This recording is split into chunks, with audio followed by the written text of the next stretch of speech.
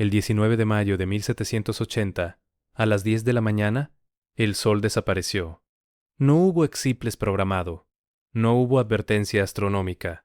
Simplemente en cuestión de minutos, el día se convirtió en noche, desde Maine hasta Nueva Jersey, desde el Océano Atlántico hasta los Grandes Lagos. Una oscuridad total cubrió la tierra. Las aves dejaron de cantar. El ganado regresó a los establos. Las velas fueron encendidas en plena mañana, y durante más de 14 horas, el mundo permaneció sumido en una negrura absoluta que ningún científico pudo explicar. Este evento está registrado en los archivos históricos como New England's Dark Day. La explicación oficial, establecida décadas después, fue simple: humo de incendios forestales masivos. Pero eso no explica por qué el mismo fenómeno fue reportado simultáneamente en Inglaterra, Francia, partes de Escandinavia y regiones de Siberia. Y no explica por qué, en los meses siguientes a ese día, los mapas del mundo cambiaron. Mapas que durante siglos habían mostrado un vasto imperio llamado Tartaria, que se extendía desde Moscú hasta California. Fueron reimpresos, sin ese nombre, como si nunca hubiera existido, como si ese día oscuro hubiera borrado más que la luz. El reverendo Ebenezer Parkman de Westboro, Massachusetts, escribió en su diario el 19 de mayo de 1780: la oscuridad era tan densa que no podía ver mi mano extendida frente a mi rostro. Las velas proporcionaban tan poca luz como si estuvieran cubiertas por un velo negro. El aire olía a metal quemado y azufre. Esta no es la obra de Dios como la conocemos. Es algo más. Y aquí es donde todo cambia, porque Parkman no fue el único en registrar ese olor. Docenas de testimonios de diferentes ciudades mencionan el mismo detalle: un olor metálico, como cobre o hierro calentado, mezclado con azufre. Este no es el olor característico del humo de madera. Es el olor de procesos químicos de alta temperatura o de descargas electromagnéticas masivas. El Connecticut Courant, uno de los periódicos más antiguos de Estados Unidos, publicó un reporte el 23 de mayo de 1780 describiendo el fenómeno. El artículo mencionaba que la oscuridad descendió con tal rapidez que muchos creyeron que el fin del mundo había llegado.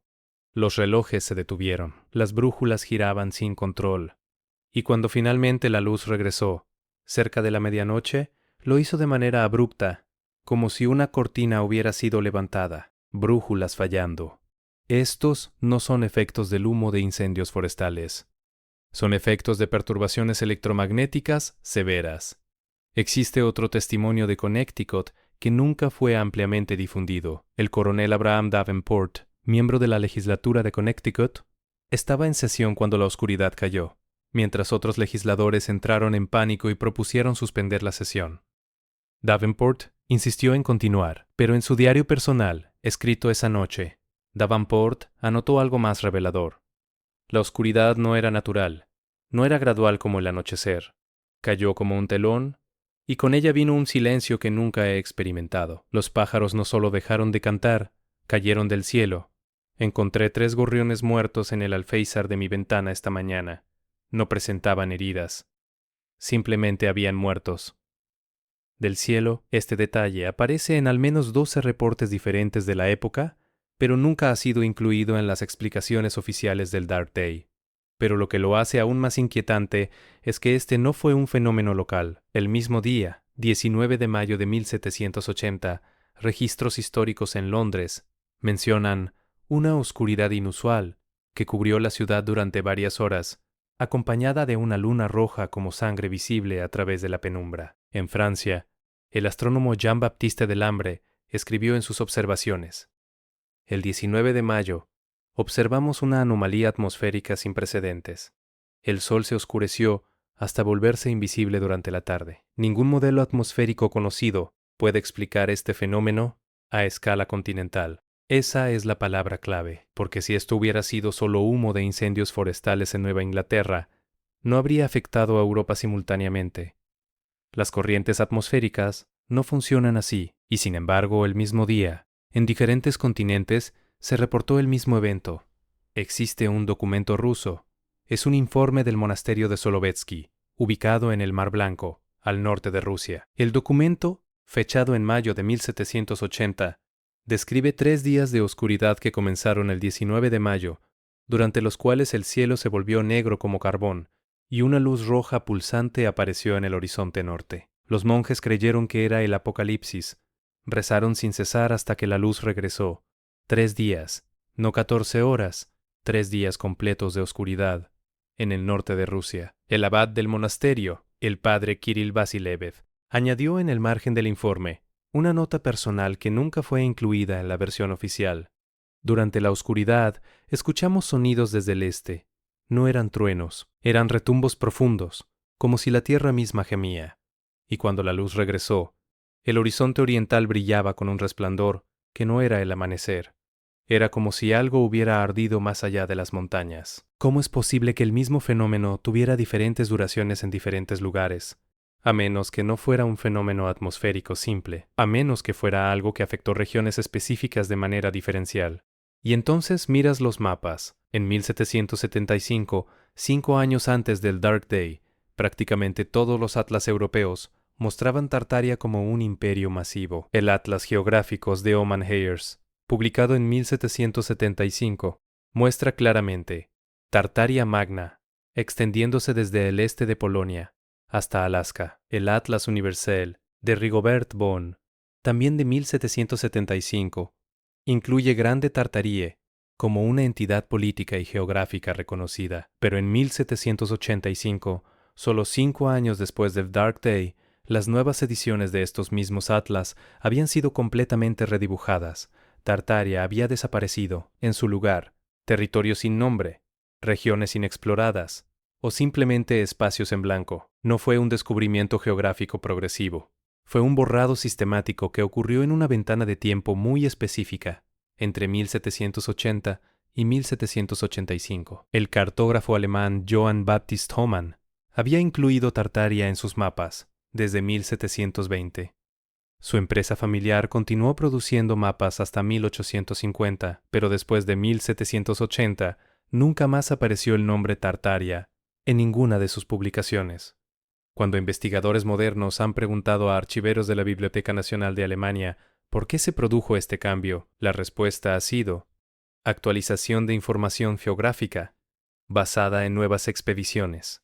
Pero no hay registro de tales expediciones, no hay informes de exploradores, no hay tratados que expliquen la desaparición de un imperio que ocupaba 1/3 del continente euroasiático. Existe una carta del propio Johann Christoph Homann, nieto del fundador, fechada en 1786. En ella, Homann escribe a un colega cartógrafo francés: he recibido instrucciones de las autoridades imperiales de revisar nuestros mapas orientales. Se nos ha informado que el uso del término Tartaria ya no es apropiado para publicaciones oficiales. No se nos ha proporcionado un término de reemplazo específico. Simplemente debemos omitir. Es como si nos pidieran fingir que nunca estuvo allí. Esta frase aparece, con ligeras variaciones, en correspondencia privada entre cartógrafos de al menos 4 países europeos diferentes, entre 1780 y 1790. Existe un testimonio.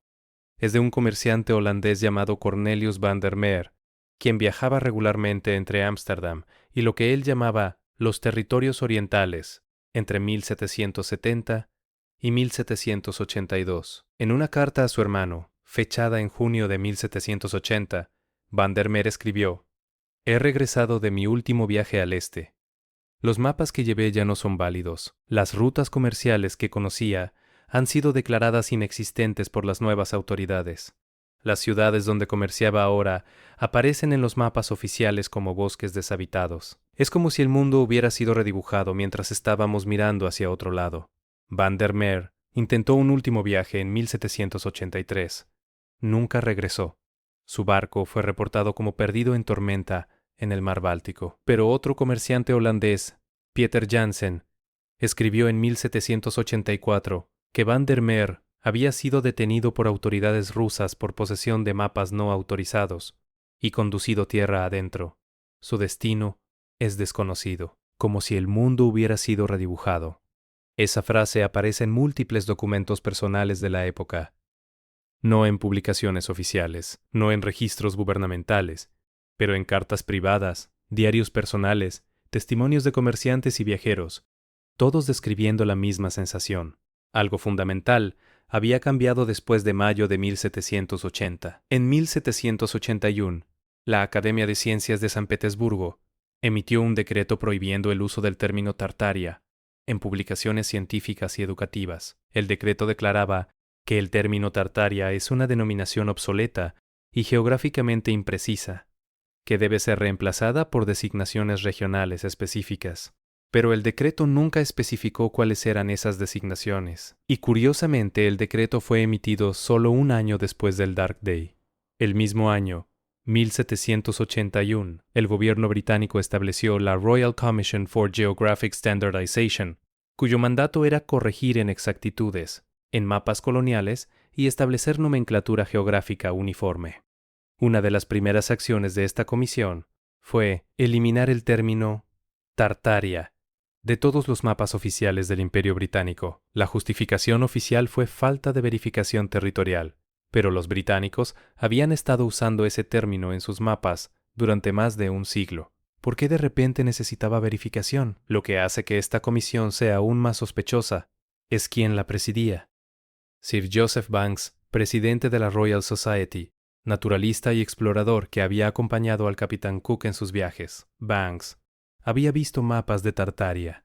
Había navegado cerca de territorios que los mapas rusos identificaban como parte de ese imperio, y sin embargo fue él quien firmó las órdenes de borrado. En una carta privada a un colega en 1782, Banks escribió: «Hay ciertas realidades geográficas que es mejor que el público no conozca. La estabilidad del orden mundial depende de una narrativa coherente, no necesariamente de una narrativa completa».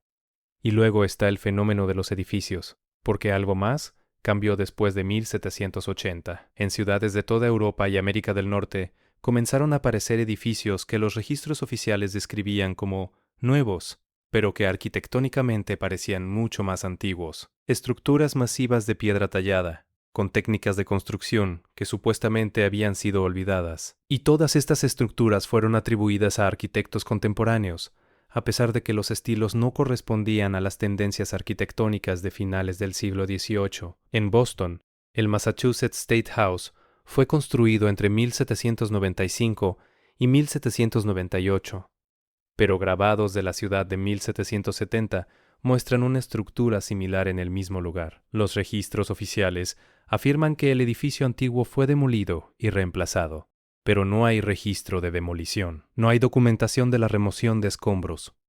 Solo la afirmación de que lo que está allí ahora fue construido desde cero en 3 años. Un albañil llamado Thomas Griswold, que trabajó en el proyecto del State House, escribió en su diario en 1796.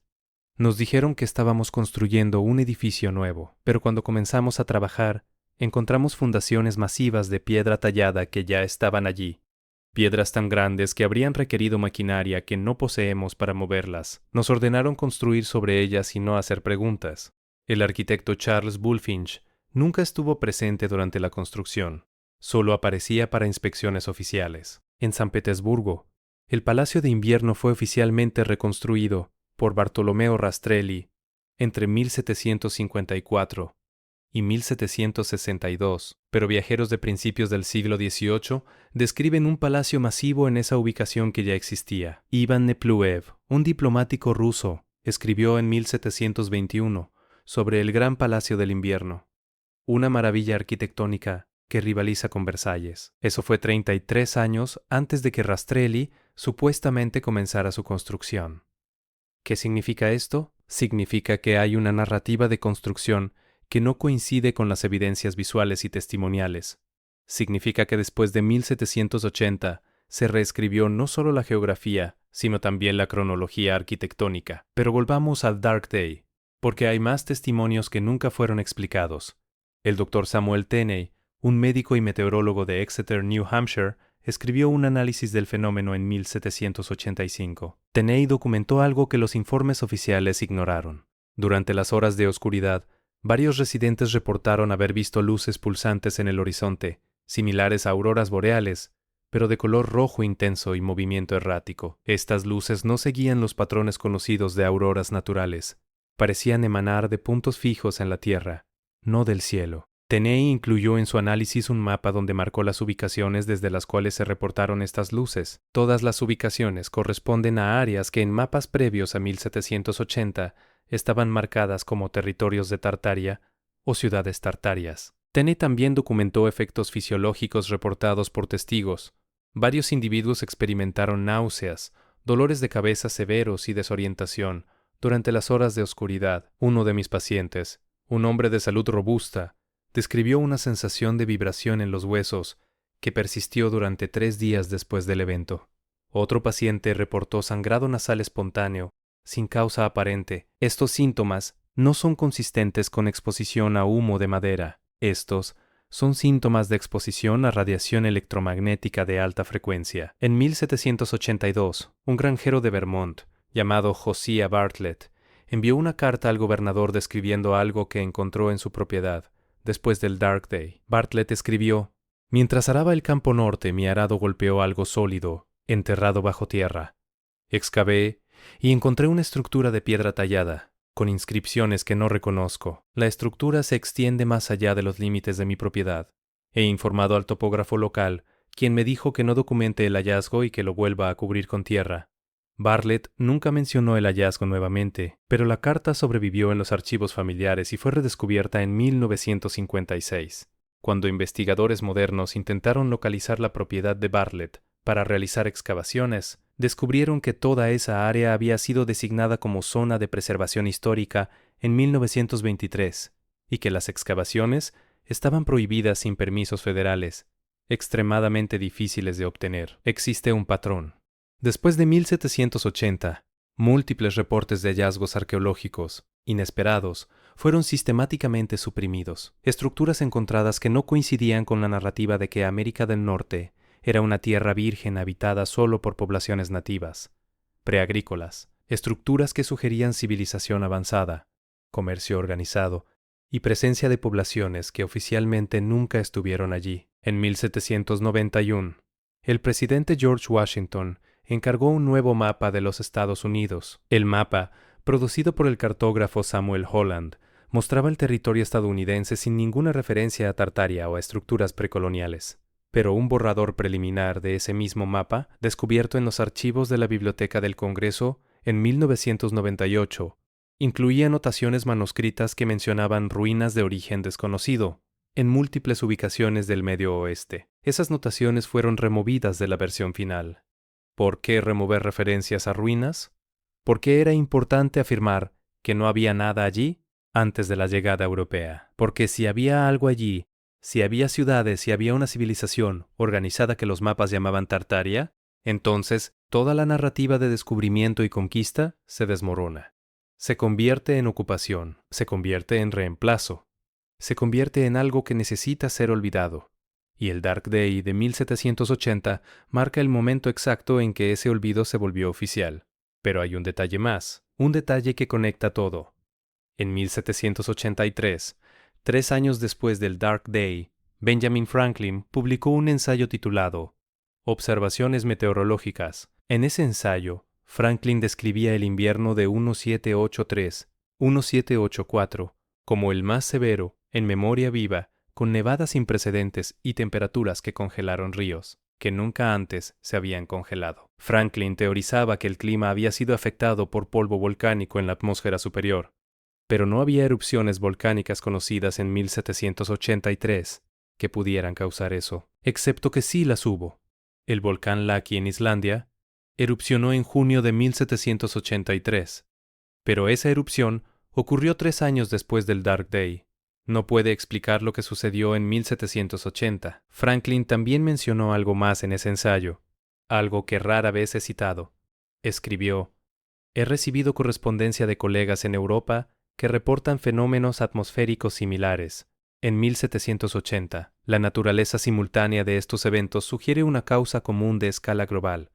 Sin embargo, no tenemos evidencia de actividad volcánica significativa en ese año que pudiera explicarlo, algo que desestabilizó el clima global, algo que causó oscuridad en 1780 y frío extremo en 1783, algo que coincidió exactamente con la desaparición de Tartaria de los mapas. En 1788, Thomas Jefferson entonces embajador estadounidense en Francia, escribió una carta a James Madison, mencionando conversaciones que había tenido con cartógrafos franceses. Jefferson escribió: me han informado de cambios significativos en la cartografía del continente asiático. Regiones que antes eran identificadas como parte de un gran imperio oriental, ahora son presentadas como territorios fragmentados, sin estructura política coherente. Cuando pregunté sobre el motivo de estos cambios, recibí respuestas evasivas que sugieren que hay políticas en marcha que trascienden la simple corrección geográfica. Existe una teoría, no es aceptada por la academia oficial, pero tiene apoyo entre investigadores independientes. La teoría sugiere que en 1780 ocurrió un evento de reset global, un evento que utilizó tecnología electromagnética avanzada para alterar la atmósfera, modificar el clima y posiblemente destruir infraestructura específica. Las luces pulsantes reportadas durante el Dark Day podrían haber sido descargas de energía dirigida. Las perturbaciones magnéticas podrían haber sido efectos colaterales de esa tecnología, y el resultado habría sido la eliminación de una civilización que controlaba rutas comerciales globales, dejando solo ruinas que fueron rápidamente cubiertas, reescritas o reatribuidas. ¿Suena imposible? Quizás. Pero tampoco es posible que un incendio forestal en Nueva Inglaterra cause oscuridad simultánea en Londres, París, Escandinavia y Siberia. Tampoco es posible que un imperio que aparece en todos los mapas durante 150 años desaparezca completamente en 5 años, sin guerra, sin tratado, sin registro de colapso. Y tampoco es posible que todos los testimonios de olores metálicos, luces terrestres, pulsantes, fallos electromagnéticos y estructuras enterradas repentinamente descubiertas sean solo coincidencias. El 19 de mayo de 1780, el sol desapareció, y cuando regresó, el mundo había cambiado, los mapas habían cambiado, la historia había cambiado, y un imperio que había existido durante siglos ya no estaba allí. La pregunta no es si algo sucedió ese día. La evidencia es abrumadora. La pregunta es, ¿qué sucedió? ¿Y quién decidió que nunca debíamos saberlo? Porque si solo fue humo de incendios forestales, no habría necesitado reescribir los mapas, no habría necesitado prohibir el uso de un nombre que había sido estándar durante siglos. No habría necesitado suprimir hallazgos arqueológicos, y no habrían necesitado cambiar la cronología de edificios que claramente ya existían. Algo fue borrado ese día, algo más grande que una oscuridad temporal, algo que conectaba continentes, que explicaba estructuras imposibles, que justificaba la presencia de tecnología avanzada en lugares donde oficialmente no debería existir. Y ese algo se llamaba Tartaria.